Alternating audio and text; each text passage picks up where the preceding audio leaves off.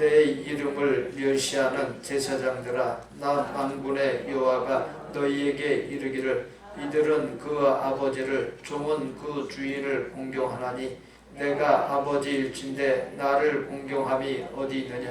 내가 주인일진대 나를 두려워함이 어디 있느냐 하나 너희는 이르기를 우리가 어떻게 주의 이름을 멸시하였나이까 하는도다.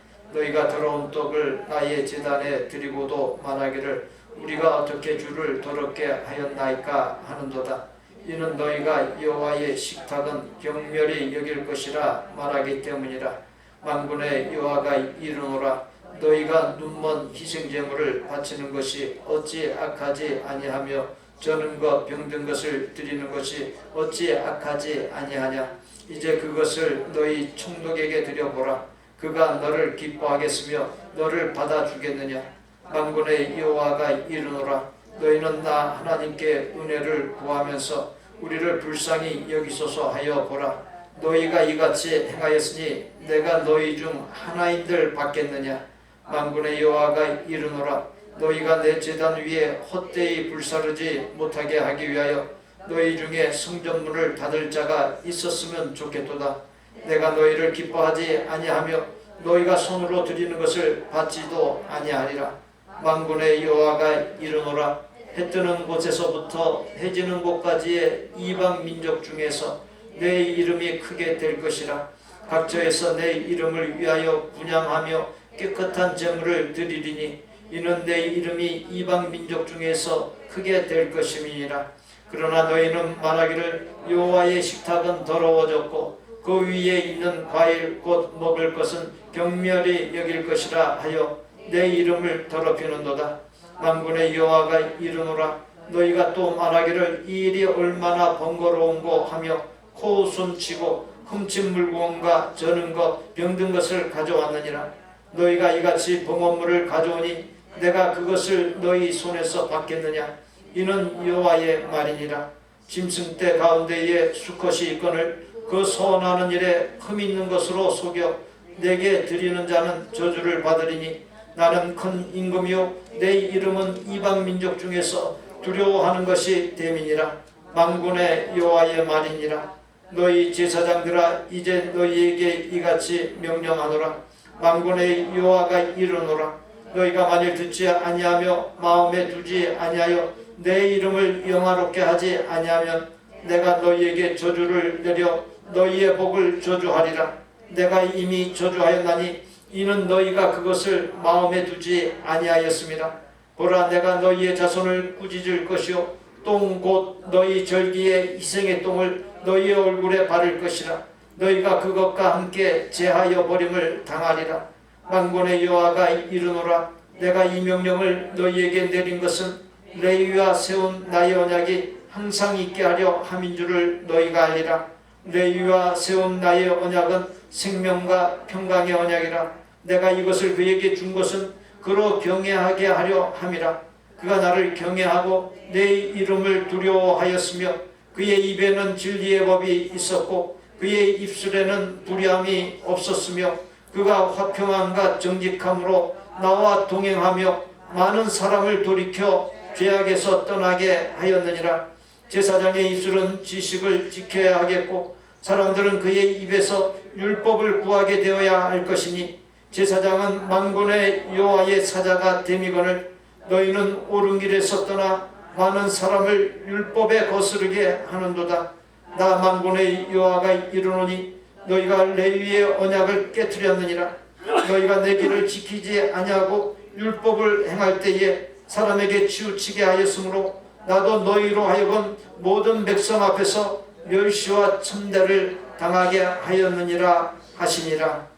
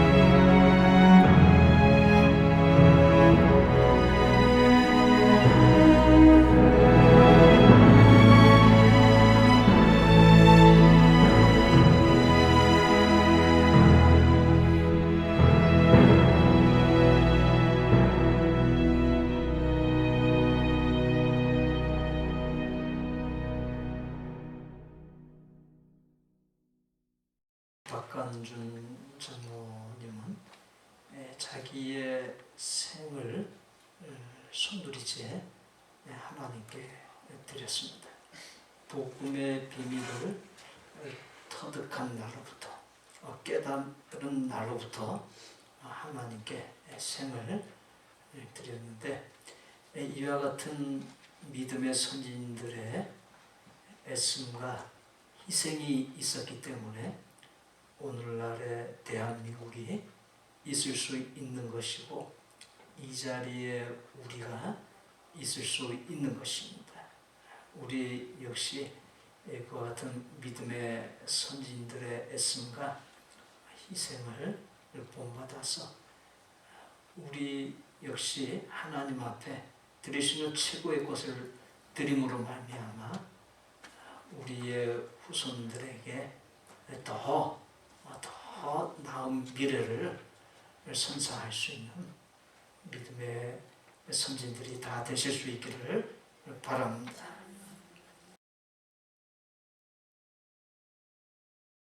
아이러니, 즉 뜻밖에도 주어진 본문은 1장 6절에 내 이름을 멸시하는 제사장들아, 말라기 2장 1절에 너희 제사장들아 라는 오늘날의 목회자에 해당하는 이들을 심히 책망하는 어조로 시작하고 있음을 봅니다. 목회자로서 지금까지 많은 말씀을 전하면서 살고 있습니다.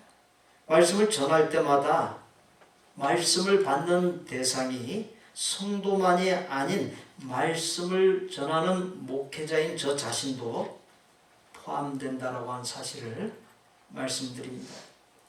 제가 하나님의 말씀을 전하지만 전하는 저 자신도 말씀을 전하면서 깨달음과 자극과 도전을 받고 마음의 찔림을 받기도 하고 회개를 하기도 합니다.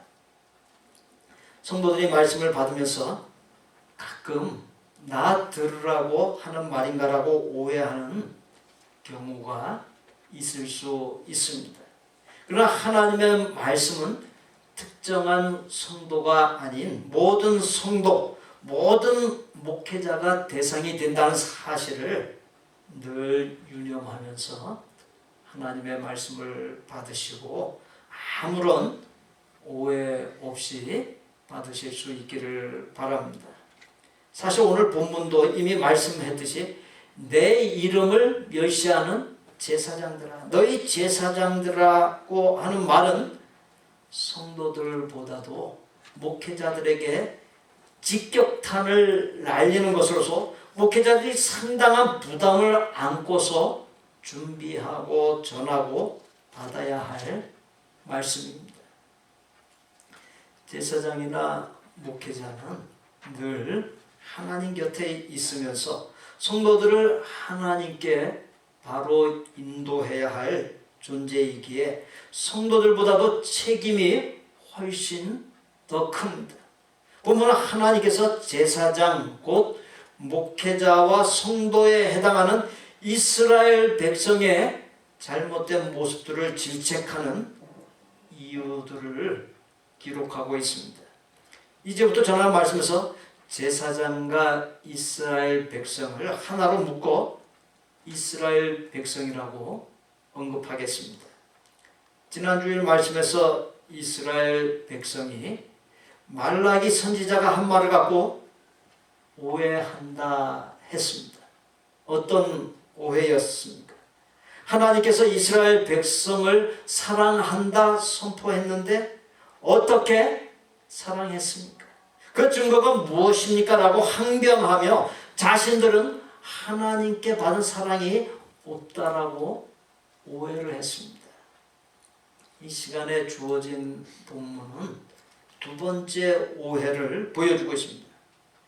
말라기 선지자는 당시의 이스라엘 백성에게 아들은 아버지를, 종은 그 주인을 공경하나니 내가 아버지일진데 나를 공경함이 어디 있느냐? 내가 주인일진데 나를 두려워함이 어디 있느냐라고 하나님께서 겪은 바를 대변했습니다. 그러자 이스라엘 백성은 자신들이 어떻게 주의 이름을 멸시하였나이까라고 대꾸하면서 하나님의 지적을 오해했습니다. 자녀는 부모의 말을 따라야 합니다. 종은 주인의 말에 귀를 기울이고 청종해야 합니다.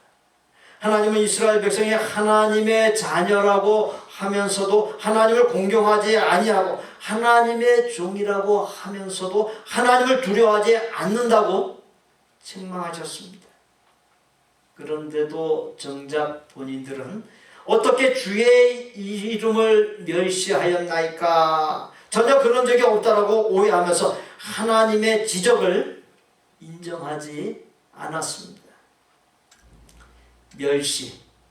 멸시라고 하는 이 말은 일시적인 멸시가 아닌 습관적인 멸시를 가리킵니다. 제사장들과 이스라엘 백성은 하나님을 공경하지도 두려워하지도 아니하며 하나님을 멸시하는 삶을 오래전부터 습관적으로 해왔습니다. 하나님을 멸시한 적이 없다는 그들의 오해에 대해 하나님께서 잘못한 것들을 조목조목 들이댔습니다. 이스라엘 백성은 하나님께 제사를 드리고자 상을 차리는 것쯤은 아무렇게나 한들 어떠냐 하며 코웃음치고 또 이 얼마나 번거롭고 귀찮은 일이냐라고 빈정댔습니다. 옳은 길에서 떠나 많은 사람이 율법을 지키지 않는 삶을 살게 했습니다. 더러운 재물을 하나님 제단에 드렸고 눈먼 거, 저는 거, 병든 거, 훔친 거 등 흠 있는 것들을 드렸습니다. 그 모든 것은 하나님의 이름과 하나님의 식탁을 더럽힌 행위입니다. 하나님께서 흠 있는 것들을 총독, 즉 세상의 지도자들에게 주면 그것을 어떻게 여기겠느냐, 그것을 받겠느냐, 오히려 눈총만 받지 않겠느냐라고 심히 질책했습니다. 또한 그러한 잘못들을 저지르면서 의뢰하던 대로 하나님께 불쌍히 여겨달라고 은혜를 구할 때 그것을 좋게 보겠느냐라고 했습니다.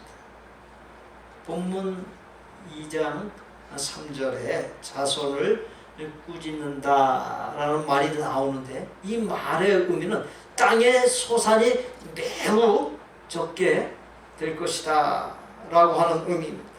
절기이생 제물의 똥을 얼굴에 바른다는 것은 극단적인 수치를 당하게 될 것이라는 의미이고, 제물의 똥과 함께 제하여 버림을 당한다는 것은 하나님과 관계가 끊어지고 버려짐을 의미해 줍니다. 또한 하나님의 이름을 존귀하게 여기지 아니하므로 누리고 있는 복을 저주로 바꾸겠다. 즉 재앙을 내리고 모든 백성 앞에서 멸시와 천대를 당하게 할 것이다 라고 했습니다. 하나님께서 몹시 언짢아 하시며 제단 위에서 제물을 헛되게 불사르지 못하도록 누군가 성전문을 닫을 자가 있었으면 좋겠다 말씀했습니다. 성전에 제사를 드리러 오지 말라고 할 정도로 하나님께서 너무 마음이 상하신 것입니다. 이스라엘 첫 번째 왕이었던 사울이 하나님의 뜻을 무시하고 자기 마음대로 행했을 때 사무엘 선지자가 사울에게 한 말입니다. 사무엘상 15장 22절에 사무엘이 이르되 여호와께서 번제와 다른 제사를 그의 목소리를 청종하는 것을 좋아하신 같이 좋아하시겠나이까. 순종이 제사보다 낫고 듣는 것이 순양의 기름보다 나으니. 이를 달리 이해하면 아무리 제사를 많이 드린다 할지라도, 즉 예배를 많이 드린다 할지라도 하나님의 말씀과 뜻에 순종하지 아니하면 그 많은 제사나 예배가 아무 소용이 없다는 것입니다. 제사나 예배보다 우선하는 것이 하나님의 말씀과 뜻에 순종하는 것이고, 그것이 될 때 드리는 제사나 예배를 하나님께서 받으신다라고 하는 것입니다. 호세아서 6장 6절에 나는 인애를 원하고 제사를 원하지 아니하며 번제보다 하나님 아는 것을 원하노라. 마태복음 23장 23절에 화 있을진저 외식하는 서기관들과 바리새인들이여, 너희가 박하와 회양과 근처의 11조는 드리되 율법에 더 중한 바 정의와 긍휼과 믿음은 버려도다. 박하와 회양과 근처는 모두 미나리과에 속하는 식물로 양념 또는 약재로 사용했습니다. 그 세 가지는 수확물 중에서 매우 사소한 것에 속합니다. 그런 사소한 수확물의 11조를 드렸다는 것은 서기관들과 바리새인들이 11조를 드리는 일에 매우 철저했음을 말해주고 있습니다. 참으로 귀한 모습입니다. 그런데도 하나님께서 문제 제기를 했습니다. 그보다 더 중요한 것이 무시되었기 때문입니다. 예수님께서 율법을 두 마디로 요약했습니다. 하나님 사랑과 이웃 사랑입니다. 호세아 선지자는 하나님께서 제사보다도 하나님의 어떤 분인지 아는 것을 원하고 인애를 원하신다 했습니다. 그 두 가지를 예수님께서 말씀하신 대로 바꿔 표현하면 하나님 사랑과 이웃 사랑입니다. 하나님을 사랑하는 마음, 높이는 마음, 하나님께 감사하는 마음, 하나님의 은혜를 간절히 사모하는 마음 없이 드리는 제사나 예배는 형식적이고 죽은 제사요 예배라는 것입니다. 마찬가지로 정의와 긍휼로 대변되는 이웃 사랑이 없는 채 드리는 제사나 예배 역시 죽은 것이 된다는 것입니다. 이스라엘 백성이 11조, 즉 수입의 10분의 1을 드린 것은 창세기 14장의 기록으로 거슬러 올라갑니다. 그때는 족장 시대였습니다. 11조의 근본 취지는 첫째, 자신의 소유에 대한 전적인 하나님의 주권 인정입니다. 11조를 드림으로 내게 있는 모든 것의 주권이 나에게 있는 것이 아니라 하나님께 있다는 사실을 인정하는 의미가 있습니다. 둘째, 성전 운영과 이웃 사랑, 즉 구제를 위해서 11조를 드리는 의미가 있습니다. 서기관들과 바리새인들이 박하, 회향, 근채 등 가장 사소한 것에서 발생한 수입에서 11조를 떼어 바치는 것은 쉬운 일이 아닙니다. 큰 일이고 잘한 일입니다. 그런데도 문제되었던 것은 서기관들과 바리새인들이 엄격한 11조 생활을 통해 하나님의 은혜를 무시하고 자기 의로움을 쌓았기 때문이요, 자신의 행위를 사람들에게 드러내어 자랑하고 자신을 높이고자 했기 때문입니다. 일종의 잘못된 의도를 갖고서 11조를 남용한 것입니다. 그래서 하나님께서 심히 야단치신 것입니다. 말라기 선지자 당시의 제사장들이나 이스라엘 백성은 하나님을 가리켜 자기들을 감시하고 지적하고 간섭하는 존재, 귀찮은 짐과 같거나 떼어버려야 할 혹과 같은 존재로 여겼습니다. 흠 있는 재물을 갖고서 대충 제사를 드려 그저 달래기만 하면 된다라고 생각을 했습니다. 하나님 입장에서 보면 괘씸하기 짝이 없는 노릇입니다. 하나님을 아버지라고 부르면서 아버지로 여기지 아니하고 주인이라고 부르면서 주인으로 여기지 아니하는 것에 대하여 하나님을 진정한 아버지와 주인으로 삼기를 원하셨습니다.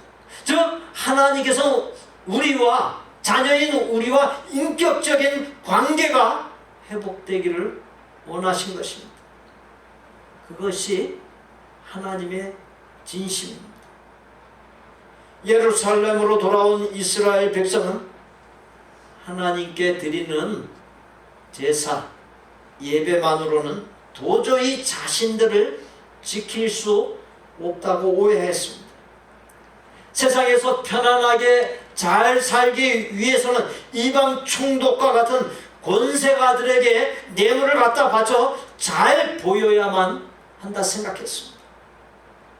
그래서 좋은 것들이 생기면 저마다 이방 총독에게 예물로 바치는데 신경을 썼습니다. 그러면서 하나님을 향한 제사는 소홀해졌고 마음이 떠나버린 형식으로 전락하고 말았습니다. 제사는 우리 모두가 잘 아는 대로 반드시 흠이 없고 온전한 것이어야 했습니다. 흠이 있는 것을 엄격하게 금했습니다. 백성이 가져온 제물들을 구별하여 일부분은 불에 태워 하나님께 제사를 드리지만 나머지 부분은 제사장들과 그 가족들에게 분배되었고 그것으로 먹고 살았습니다. 그런데 영적으로 타락했습니다. 백성은 흠이 있는 짐승들을 가져왔고 제사장들은 흠이 있는 제물로 제사를 드렸습니다. 제사장들은 백성이 가져온 흠 있는 짐승들 가운데서도 상태가 가장 안 좋은 것을 하나님께 드렸습니다. 왜냐하면 제사장과 그 가족이 좋은 것을 먹고 살기 위해서였습니다. 사람도 받지 아니하는 제물을 하나님께 바쳤습니다. 그렇게 하나님께 드리는 제사는 형식만 갖추고 내용이 엉터리였습니다. 제사장들과 백성은 하나님께 제사를 드리는 일에 있어서 합당치 아니한 공범자들이 된 것입니다. 제사가 그토록 변질된 것은 하나님께서 직접 잡수시는 것도 아니고 어차피 태워버릴 제물이니 안 좋은 것을 바쳐도 상관없다라고 생각했을 수도 있습니다. 그런데 그보다 더 중요한 이유는 자신들의 모든 일을 결정짓는 주체가 하나님이 아니라 이방 총독이라고 생각한 것에 있었습니다. 이방 총독은 말 한마디로 자신들의 생사를 좌우하는 존재였습니다. 그래서 이스라엘 백성은 이방 총독에게 최고로 좋은 것, 기름기가 흐르고 눈이 초롱초롱한 짐승들과 싱싱한 첫 열매를 갖다 바쳤습니다. 반면 하나님께는 피부병에 걸린 짐승, 저는 것, 눈먼 것, 부실하거나 상한 열매를 갖다 바쳤습니다. 하나님을 기쁘시게 하기보다 이방 총독을 더 기쁘게 했습니다. 눈에 보이지 아니하는 하나님보다도 당장 눈에 보이는 이방 총독을 더 중하게 여겼던 것입니다. 또 한 가지 하나님께 흠 있는 짐승을 드린 것은 백성이나 제사장 자신들의 손실을 줄이기 위함이었습니다. 어차피 흠이 있는 동물은 내다 팔 수가 없었습니다. 그렇다고 자신들이 먹기에도 꺼림칙했습니다. 그래서 별 가치 없고 쓸모없는 것을 하나님께 바쳤습니다. 한마디로 하나님께서 받으시지 아니하는 가인의 제사만 드렸던 것입니다. 그와 같은 상황에서 제사장들이 해야 할 중요한 역할이 있습니다. 백성의 죄를 갖고 하나님 앞에 나아가 제사를 드리는 것입니다. 이를 달리 말하면 제사장들은 백성의 죄에 대하여서 분명하게 가르쳐야 할 책임이 있습니다. 그러나 가르치지 않았습니다. 왜냐하면 그 죄악을 책망하면 그나마도 가까우지 않을 것이고 자신들도 굶게 될 것이라 생각했기 때문입니다. 백성과 제사장 모두 타락했습니다. 그런데도 하나님은 이스라엘 백성을 무척 소중히 여기고 사랑하셨습니다. 이스라엘 백성도 하나님을 가장 소중히 여기며 사랑하기를 원하셨습니다. 그런데 지금 이스라엘 백성은 이방 총독과 하나님 양쪽의 다리를 걸치고서 이방 총독에게 쏠려 있었습니다. 이스라엘 백성이 이중적인 태도를 취한 것입니다. 마태복음 6장 24절에 한 사람이 두 주인을 섬기지 못할 것이니 혹 이를 미워하고 저를 사랑하거나 혹 이를 중히 여기고 저를 경히 여기니라. 너희가 하나님과 재물을 겸하여 섬기지 못하느니라. 하나님께서는 양다리를 걸치는 것, 쏠리는 것을 가장 싫어하십니다. 왜? 영적인 간음이기 때문입니다. 말씀을 받고 있는 나의 모습은 어떻습니까? 이스라엘 백성처럼 하나님과 세상에 양다리를 걸치고 하나님보다 세상에 더 치우쳐서 살아가고 있지 않습니까? 주어진 본문에서 하나님과 이스라엘 백성 간에 소통이 이루어지지 않고 오해가 있는 것을 보게 됩니다. 하나님께서는 너희가 그런 식으로 예배를 드리는데 내가 어떻게 너희 가운데 거할 수 있겠느냐 라고 하신 말씀에 이스라엘에서는 하나님 그게 무슨 말씀인가요? 우리는 지금 최선을 다하고 있습니다. 우리가 언제 예배를 빼먹은 적이 있습니까? 재물의 숫자를 줄인 적이 있습니까? 라고 오해하면서 항의합니다. 하나님은 하나님대로 답답해 하시고 백성은 백성대로 답답해하고 있습니다. 문제는 떡의 숫자를 채우고 재물의 숫자를 채우는 데 있는 것이 아닙니다. 이어지는 하나님의 말씀입니다. 너희가 그렇게 살기 힘들다면 재물이나 떡을 바치지 않아도 된다. 그런 것은 전부 너희 총독에게나 갖다 주어라. 그런데 왜 마음은 내게 주지 못하는 것이냐? 내가 저 이방 총독보다 못한 것이냐? 내가 피조물인 사람들보다 못한 것이냐? 하나님의 마음을 더욱 아프게 한 것은 그들이 제사를 드리면서 하는 말들이었습니다. 하나님의 상은 이미 더럽혀졌어. 이미 더럽혀진 상에 더러운 예물을 바치는 것이 무슨 문제가 되겠어라고 아무도 없을 때 내뱉은 말들과 그 마음의 생각이 비수가 되어서 하나님의 말씀을, 하나님의 마음을 찔렀습니다. 간혹 그런 경우가 있지 않습니까? 마이크가 켜져 있는 줄도 모르고 함부로 말을 했다가 그 말이 방송되는 바람에 곤욕을 치르는 사람들이 있습니다. 우리도 하나님 앞에 우리 말이 전부 방송되고 있는 줄도 모르고 함부로 말할 때가 있지 않습니까? 그러나 기억하십시오. 하나님은 우리가 입으로 하는 말과 마음에 담고 있는 것을 다 듣고 계시고 다 알고 계십니다. 그리고 너희 말이 내 귀에 들린 대로 내가 너희에게 행하리라 말씀했습니다. 하나님께서는 말라기 선지자를 통해 하나님과 하나님께 드리는 제사를 멸시하는 제사장들과 이스라엘 백성을 향해 나는 큰 임금이요 내 이름은 이방 민족 중에서 두려워하는 것이 대민이라 말씀했습니다. 하나님께서 온 세상이 경외할 온 세상의 임금인 것을 천명한 말씀입니다. 이스라엘 백성이 거하는 곳에 총독과 감히 비교할 수 없는 분인데 어찌 그런 하나님의 이름을 망령되게 하고 더럽힐 수 있느냐라고 하는 강한 반문이 담겨있는 말씀입니다. 본문 2장 4절에 만군의 여호와가 이르노라. 내가 이 명령을 너희에게 내린 것은 레위와 세운 나의 언약이 항상 있게 하려 함인 줄을 너희가 알리라 했습니다.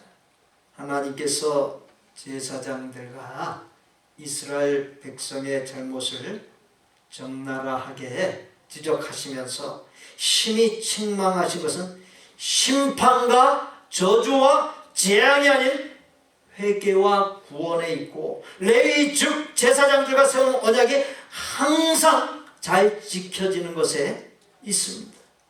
본문 5절로 7절에 하나님께서 레위 곧 제사장들 등 하나님의 사람들과 세운 언약이 나옵니다. 언약을 주신 것은 첫째, 하나님께 온전한 제사를 드리도록 제사를 주관하면서 제사장 본인이든 제사 드리러 온 백성이든 하나님을 경외 곧 공경하고 두려워하게 하기 위함입니다. 둘째, 하나님께서 주신 율법을 준수하고 바르게 해석하여 백성을 가르쳐 바른 길로 나아가게 하기 위함입니다. 셋째, 재판할 경우에 어떠한 일이 있어도 거짓 없이 진실만을 말하게 하기 위함입니다. 네 번째, 하나님과 사람과 사람 사이를 화목하게 하는 중재자의 일을 하게 하기 위해서 바로 하나님께서 레위 족속과 레위 언약을 세운 것입니다. 레위인의 역할을 한마디로 정리하면 백성으로 하여금 하나님과 올바른 관계, 사람 상호 간의 올바른 관계를 유지하게 함으로 온전한 하나님의 백성이 되게 하는 것에 있는 것입니다. 하나님께서는 시편 저자를 통해 내가 가령 주려도 네게 이르지 아니할 것은 세계와 거기에 충만한 것이 내 것이므로다. 내가 수소의 고기를 먹으며 염소의 피를 마시겠느냐. 감사로 하나님께 제사를 드리며 지존하신 이에게 네 서원을 갚으며라고 말씀했습니다. 재물이 아닌 감사로 하나님께 제사를 드리라는 것은 하나님께서 나의 마음을 원하신다는 것이. 그까지 좋은 짐승은 총독에게나 갖다 줘라. 그렇지만 너의 마음까지는 주지 마라. 하나님께서 나의 마음을 원한다는 것, 그것이 우리를 향한 하나님의 진심입니다. 사랑하는 성도 여러분, 제사에 해당하는 예배는 생명의 끈입니다. 예배가 타락하거나 변질되면 아무리 다른 일들을 잘해도 소용이 없습니다. 미가서 6장 8절에 사람아 주께서 선한 것이 무엇임을 네게 보이셨나니 여호와께서 네게 구하시는 것은 오직 정의를 행하며 인자를 사랑하며 겸손하게 네 하나님과 함께 행하는 것이 아니냐.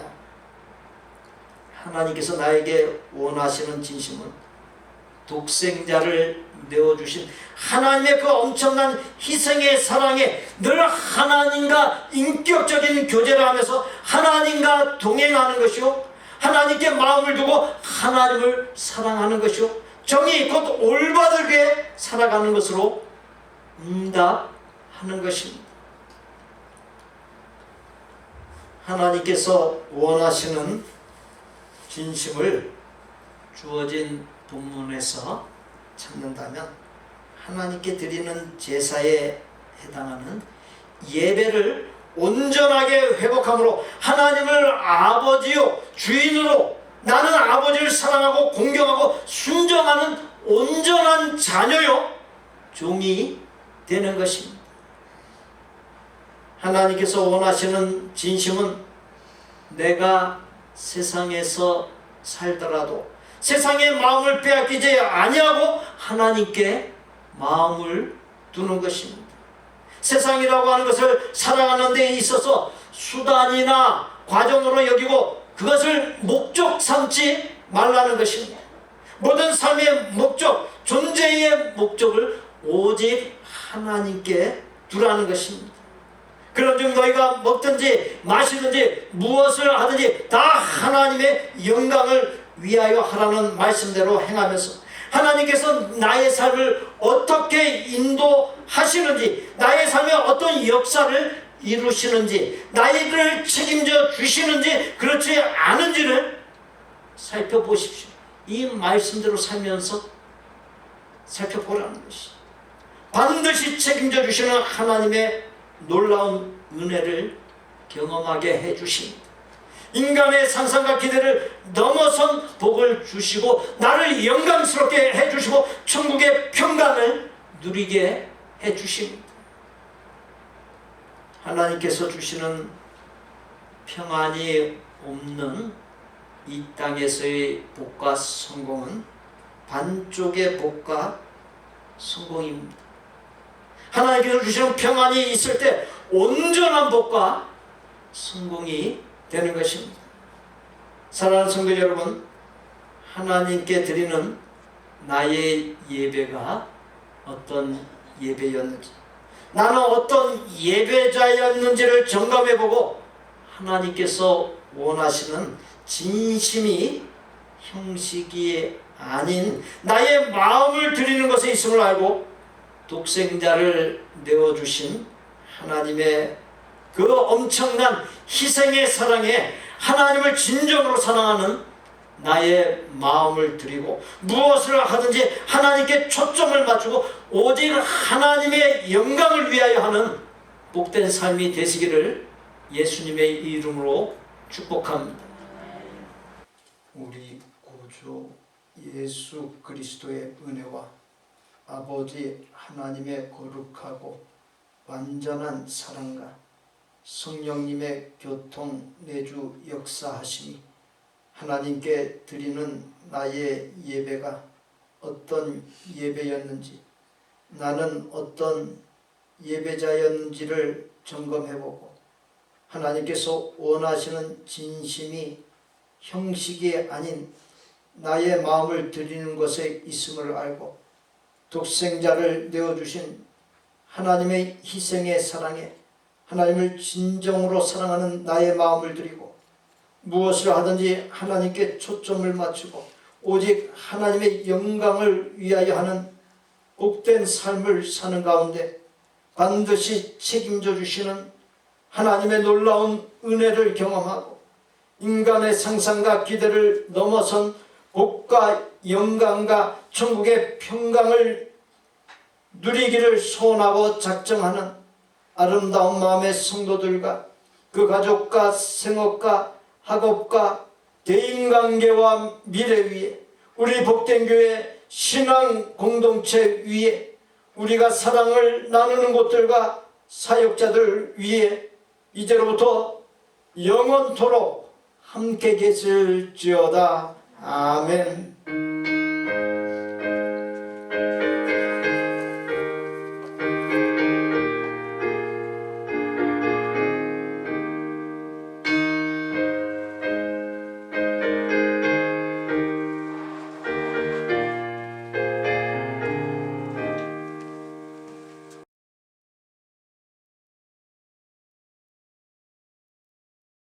가르침을 받는 자는 말씀을 가르치는 자와 모든 좋은 것을 함께하라. 스스로 속이지 말라. 하나님은 업신여김을 받지 아니하시나니 사람이 무엇으로 심든지 그대로 거두리라. 자기의 육체를 위하여 심는 자는 육체로부터 썩어질 것을 거두고 성령을 위하여 심는 자는 성령으로부터 영생을 거두리라.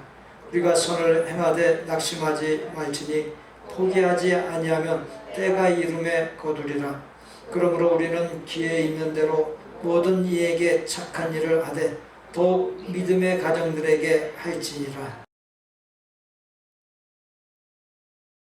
세계에서 골프를 제일 잘 치는 사람 중 한 사람이 타이거 우즈입니다. 그에게 항상 따라다니는 두 가지 별명이 있습니다. 하나는 골프 황제이고 또 하나는 연습벌레입니다. 그의 화려한 모습 이면에 다음과 같은 숨겨진 일화가 있습니다. 그는 21살의 나이로 세계 최고의 실력자들이 겨루는 마스터스 대회에서 우승했습니다. 그것도 젊은 나이에 우승했으니 얼마나 대단합니까? 그런데 그는 자신의 경기를 녹화한 비디오 테이프를 보면서 스윙하는 폼에 문제가 있다는 사실을 발견합니다. 그리고 코치에게 어떻게 하면 고칠 수 있겠느냐고 묻습니다. 그때 코치는 이렇게 대답합니다. 당신의 스윙 폼을 고치는 데는 3분이면 충분합니다.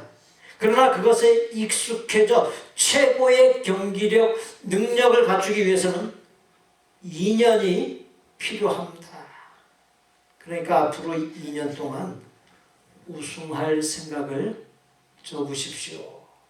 그 말을 들은 타이거 우즈는 고민 끝에 결단을 내립니다. 정말 2년 동안 우승은커녕 형편없는 성적으로 패배를 거듭합니다. 그는 괴로웠지만 미래를 소망하면서 고군분투했습니다. 마침내 2년 후 14차례의 골프 대회에 참가했는데 그중 10번에 걸쳐 우승하는 기염을 토했습니다. 그는 끊임없이 자신의 잘못을 교정하는 연습벌레입니다. 21살의 청년 초기에 얻었던 명성과 자만과 승부 욕망을 죽이고 겸손과 연습을 심었더니 전 세계 최고인 골프의 황제 자리에 오를 수 있었고 뿐만 아니라 오랜 세월 그 자리를 지킬 수 있었습니다. 우리는 그와 같은 성공 이야기를 들으면 부러워합니다. 대부분의 사람은 성공의 결과만을 주목합니다. 그러나 진정으로 중요한 것은 성공이 있기까지의 과정입니다. 그 과정에 땀과 수고, 고생을 보지 못합니다. 사람들은 얼마나 공짜를 좋아하는지 모릅니다. 우리 속담에 공짜라고 한다면 양잿물도 마신다라고 하는 말이 있습니다. 한탕주의, 기회주의 등 공짜를 좋아하다 보면 자칫 어떻게 됩니까? 인생을 망칠 수 있습니다. 꼭 기억해야 할 것이 있습니다. 하나님께서는 공짜를 용납하지 않으신다는 것입니다. 사형 방법에는 십자가형이 있습니다. 사실 사형 방법 제가 여러 가지 좀 알아봤어요. 근데 그 표현들이 너무 잔인해가지고 원고에서 다 빼버렸어요. 빼버렸고 이제 십자가형에 대해서만 제가 말씀드리는데요. 이 십자가형은 이집트에서 유행했고 그리스와 로마 제국에 전해졌습니다. 로마의 악명 높은 법정 최고형이 바로 십자가형입니다. 십자가형의 악명 높은 것은 사람을 최대한 죽지 않게 하여 정신적인 한계를 조금씩 체감시키면서 목숨을 끊기에 가장 지독한 사형 방법으로 알려져 있습니다. 이 십자가형과 비슷한 것으로 비교할 수 있는 것이 사람을 살아있는 채로 끝까지 회를 뜨는 거예요. 예. 그걸 갖다가 능지형이라고 해요. 능지형. 예, 제가 뭐 잔인해가지고 이거 한 가지만 그렇게 말씀드립니다. 십자가형의 자세한 과정을 소개한 NGC 다큐멘터리의 한 역사학자에 의하면 십자가에 달린 죄수는 죽음의 모든 차원을 경험한 후에야 비로소 죽는다라고 했습니다. 하나님께서는 공짜를 용납하지 않으신다 말씀드렸습니다. 우리는 값없이 은혜로 구원받았다 그렇게 말을 합니다. 물론 우리 인간 중심에서 보면, 우리 입장에서 보면 전적인 하나님의 은혜로 구원받은 것이 맞습니다. 그러나 하나님 입장에서 보면 가장 비싼 대가를 치른 결과입니다.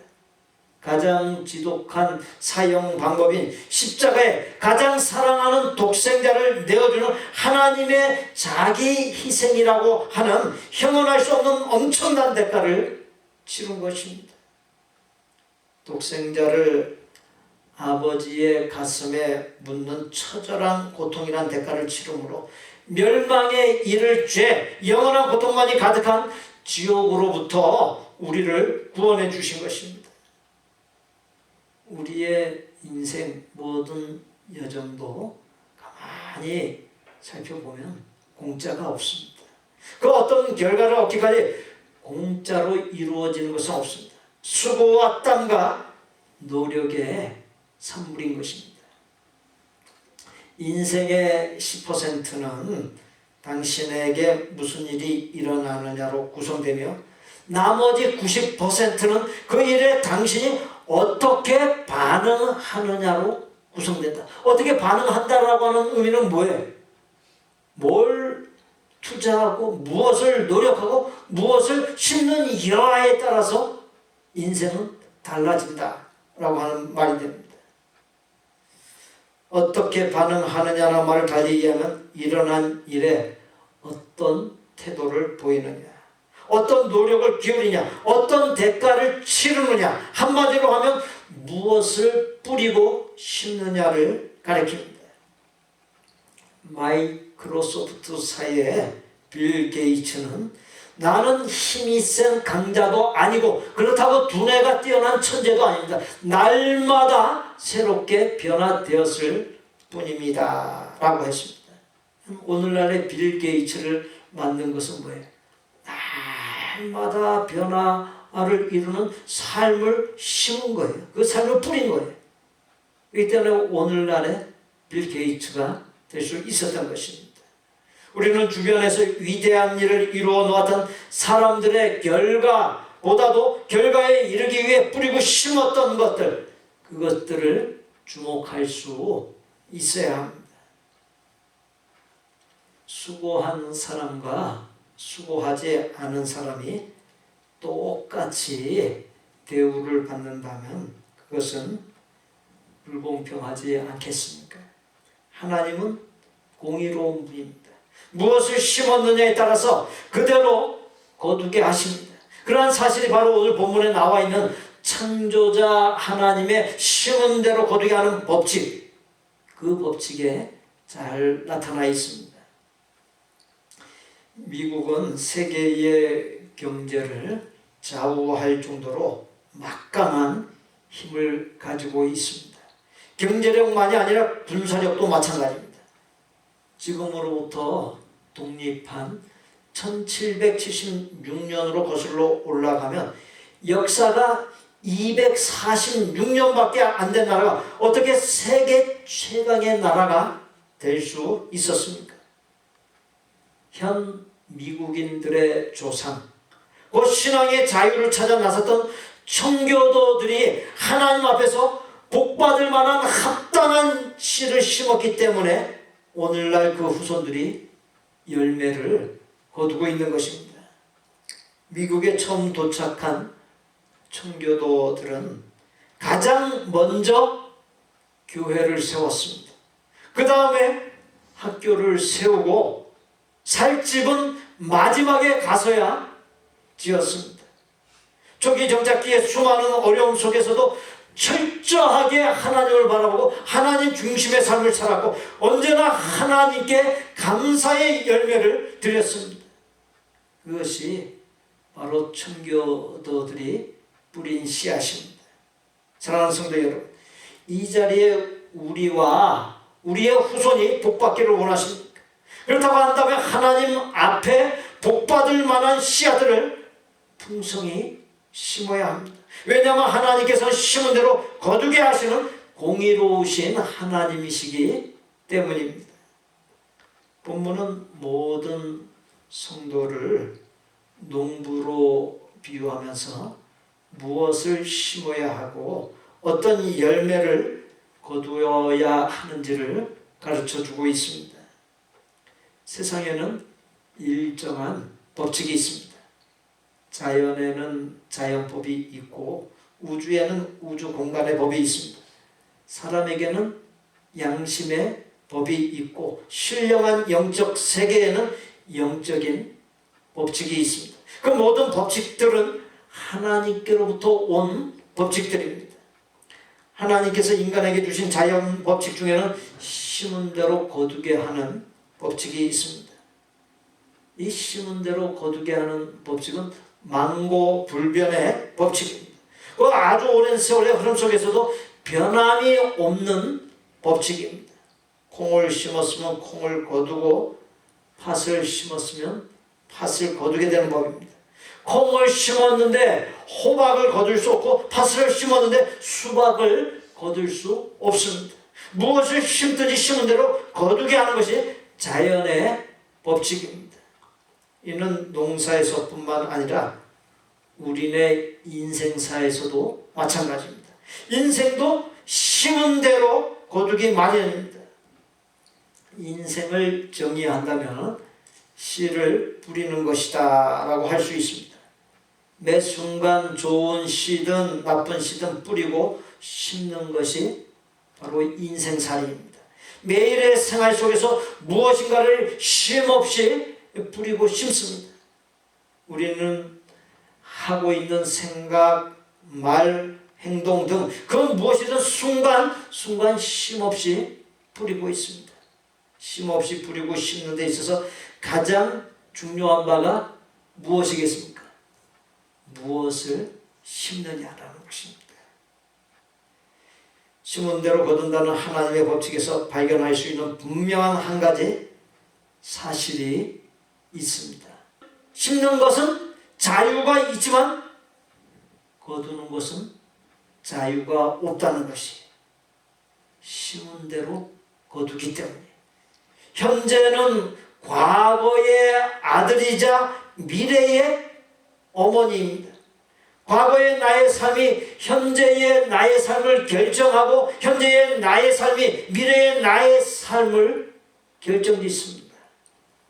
흥망성쇠와 기륭하복은 죽은 신을 섬기는 무당의 허무한 맹랑한 굿이나 정계에 달려있는 것이 아니라 어떤 삶의 씨앗을 뿌렸느냐 뿌린 대로 거두게 하는 하나님의 법칙에 달려있다는 사실을 유념하시기 바랍니다. 앞으로의 남은 생애에 행복을 바라십니까? 그렇다고 한다면 미래의 삶을 결정짓는 바로 지금 현재의 삶의 좋은 씨앗을 성실과 열심을 다해서 풍성히 뿌리고 심으면 됩니다. 마음의 생각과 입술의 말은 씨, 곧 종자에 해당합니다. 마음에 어떤 생각을 하느냐, 어떤 말을 하느냐는 것은 중요합니다. 마음의 생각과 말이 삶을 좌우하는 씨앗, 종자가 되기 때문입니다. 마음과 말에 의를 심으면 의의 열매를 거두고 친절을 심으면 친절을 거두고 화평을 심으면 화목을 거두고 사랑을 심으면 사랑을 거두는 법입니다. 남을 구박하고 멸시하면 자기도 구박 멸시를 받게 됩니다. 남의 가슴을 아프게 하면 자기의 가슴도 아플 날이 오는 법입니다. 성경은 심고 거둠의 법칙 세 가지를 말씀했습니다. 첫째, 주고받음의 법칙입니다. 누가복음 6장 38절에 주라 그리하면 너희에게 줄 것이니 곧 후히 되어 누르고 흔들어 넘치도록 하여 너희에게 안겨주리라. 주니까 하나님께서 다시금 나에게 되돌려 주실 때는 흔들고 눌러 차고 넘치도록 몇 갑절이 되게 해서 돌아오게 해주신다는 거예요. 우리가 헌금하거나 헌신한 후 또 연약한 사람들과 나눈 후 하나님께서 되돌려 주실 때는 누르고 흔들어 넘치도록 안겨주신다라고 하는 약속의 말씀입니다. 그렇게 하나님 앞에 헌금하고 여러모로 외양으로 헌신하고 연약한 사람들과 나눈 것은 절대로 없어지는 것이 아닙니다. 30배, 60배, 100배로 되돌려 주십니다. 예수님께서는 냉수 한 그릇의 선행도 절대로 잊지 아니하고 기억하신다라고 약속하셨습니다. 일제시대에 평안북도 정주에 백영순이라고 하는 남자 집사님이 있었습니다. 그는 섬기는 교회가 건축하는데 바칠 것이 없어 유산으로 물려받은 논서마지기를 바쳤습니다. 그리고는 교회로 들어가 교회를 돌보고 청결하게 하는 사찰 집사로 일하면서 헌신했습니다. 백영순 집사에 대한 소문을 들은 미국에서 온 맥쿤 선교사가 그의 아들을 데려다가 공부시켜 주었습니다. 아들은 영창 중학교를 졸업하고 중국으로 건너가 신성 고등학교를 졸업했습니다. 그 선교사는 아들을 미국으로 데려가 대학 공부를 시켰습니다. 아들은 프린스턴 대학과 예일 대학을 거쳐 철학 박사학위를 받고 목사가 되었습니다. 한국으로 돌아온 그는 현 연세대학교의 전신인 연희전문학교 교수로 사역하다가 문교부 장관과 참의원 의장 등을 거쳤고 연세대학교의 초대 총장이 됩니다. 바로 그 사람이 백낙준 박사입니다. 후일에 그의 어머니가 지나온 시절을 회고하면서 간증하기를 당시 전답을 팔아서 공부시킨 다른 집 자식들은 친일파가 되어 매국노와 같은 일본의 앞잡이 노릇을 했는데 논을 팔아 교회에 바쳤더니 하나님께서 자기 아들을 공부시켜 주었고 세상을 밝히는 위대한 인물이 되게 해주었다라고 했습니다. 부동산 투자를 잘하는 사람, 주식 투자를 잘하는 사람은 언제 돈을 투자하면 벌 수 있겠다라고 하는 감각이 잘 훈련되고 개발된 사람들입니다. 그러나 그와 같은 전문가라도 어떻습니까? 실패할 때가 있고 망할 때가 있습니다.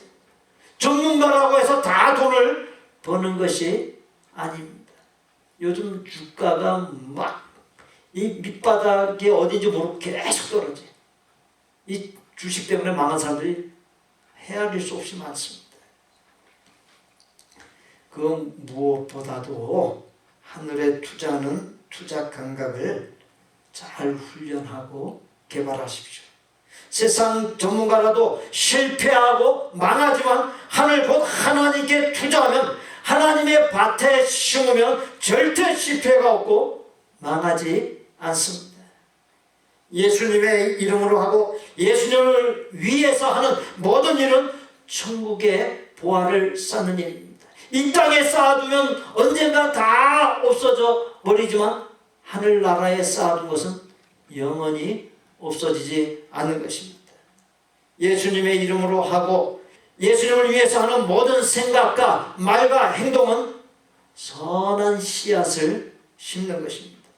그런 씨앗들은 성경의 법칙대로 열매를 맺습니다. 성경의 법칙은 30배, 60배, 100배 이상입니다. 인간의 기대와 상상을 넘어섭니다. 전능하신 하나님의 능력이 나타납니다. 둘째로 성경에는 대접함으로 대접을 받는 법칙이 나옵니다. 마태복음 7장 12절에 그러므로 무엇이든지 남에게 대접을 받고자 하는 대로 너희도 남을 대접하는 이것이 율법이요 선지자니라. 그러니까 율법을 총망라해가지고 율법을 집대성해가지고 율법을 요약해가지고 딱 한마디로 하고 또 선지자의 모든 선포를 한마디로 줄여서 하면 대접을 받고자 하는 대로 먼저 남을 대접하라. 이것이 된다라고 하는 것입니다. 대접받기 싫어하는 사람은 이 세상에 아무도 없습니다. 사람은 어른 곳에 가든지 환영받고 인정받고 대접받기를 원합니다. 그러나 대접받기 전에 먼저 낮아져 타인을 먼저 대접하는 것, 먼저 섬기는 것이 성경에 가르치는 법칙입니다. 세 번째로 성경에는 죽어야 사는 법칙이 나옵니다. 요한복음 12장 24절에 내가 진실로 진실로 너희에게 이르노니 한 알의 밀이 땅에 떨어져 죽지 아니하면 한 알 그대로 있고 죽으면 많은 열매를 맺느니라 했습니다. 내가 죽을 때 사는 역사가 일어납니다. 교만을 죽이고 이기심을 죽이고 편견을 죽이고 불신앙을 죽여야 합니다. 그럴 때 사는 역사가 일어나기 때문에 내가 죽는 그 순간에 하나님의 영 곧 성령께서 우리의 안에 오시어 우리를 붙잡아 주시고 살게 해 주십니다.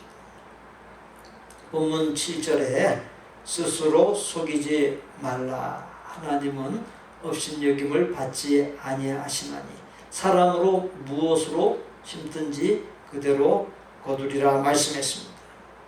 그렇습니다. 심지도 않고 거두려고 하는 것은 잘못된 생각입니다. 예컨대 가시나무에서 포도를 따려고 하는 것이나 남들보다 적게 심어놓고 남들보다 많은 것을 거두려고 하는 것은 스스로 속이는 일입니다. 그뿐만 아니라 심은 대로 거둔다는 법칙을 만든 창조자 하나님을 업신 여기는 일, 만홀히 여기는 일입니다. 하나님을 조롱하지 않고 기만하지 않기 위해서는 하나님께서 기뻐하시는 것, 올바른 것들을 진지함과 성실함으로 풍성히 심을 수 있어야 합니다. 영국의 종교개혁자인 존 웨슬리는 우리가 죽은 다음에 하나님 앞에 서면 하나님은 한 사람 한 사람에게 세 가지를 질문한다라고 말을 했습니다. 첫째, 너희에게 준 시간을 어떻게 썼느냐. 둘째, 너희에게 준 돈을 어떻게 썼느냐. 셋째, 너희에게 준 자녀를 어떻게 양육했느냐, 어떻게 가르쳤느냐. 여러분은 어떻게 대답하시겠습니까? 로마서 2장 6절에 하나님께서 각 사람에게 그 행한 대로 보응하시되라고 했습니다.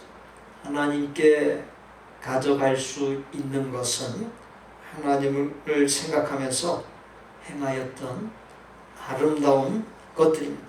사는 동안 보인 언행 심사는 하나도 빠짐없이 자손들에게 흘러갑니다. 나에게 사명이 있다면 조상 때부터 흘러내려오는 좋지 못한 물줄기, 좋지 못한 씨앗을 우리의 삶에서 끊어내 버리고 가장 좋은 것들만 자손들에게 흘려보내고 가장 좋은 씨앗을 뿌리고 심는 일입니다.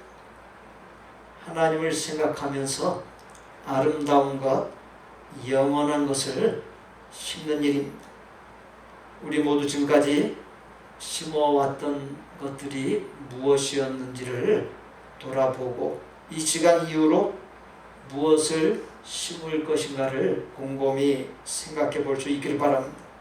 하나님께서 주신 것들을 갖고 하나님께서 기뻐하시고 복 주시는 아름답고 복된 것들을 풍성하게 심는 신령한 농부들, 하늘의 사람들이 되어서 하나님의 복을 우리의 당대와 자자손손 넘치도록 받아 누릴 수 있기를 예수님의 이름으로 축복합니다. 우리 구주 예수 그리스도의 은혜와 아버지 하나님의 거룩하고 완전한 사랑과 성령님의 교통 내주 역사하심이 지금까지 심어왔던 것들을 돌아보고 이 시간 이후로 무엇을 심을 것인가를 경건한 마음으로 곰곰이 생각하고 하나님께서 주신 생명과 믿음과 자녀들과 모든 소유를 갖고 아름다운 고뇌와 몸부림 속에서 하나님께서 기뻐하시고 복 주시는 아름답고 복된 것들을 풍성하게 심는 신령한 농부, 하늘의 사람이 되어 하나님의 만복과 기적과 능력과 영생의 복을 우리의 당대와 자자손손 넘치도록 누리기를 소원하고 작정하는 아름다운 마음의 성도들과 그 가족과 생업과 학업과 대인관계와 미래 위에 우리 복된 교회 신앙 공동체 위에 우리가 사랑을 나누는 곳들과 사역자들 위에 이제로부터 영원토록 함께 계실지어다. 아멘.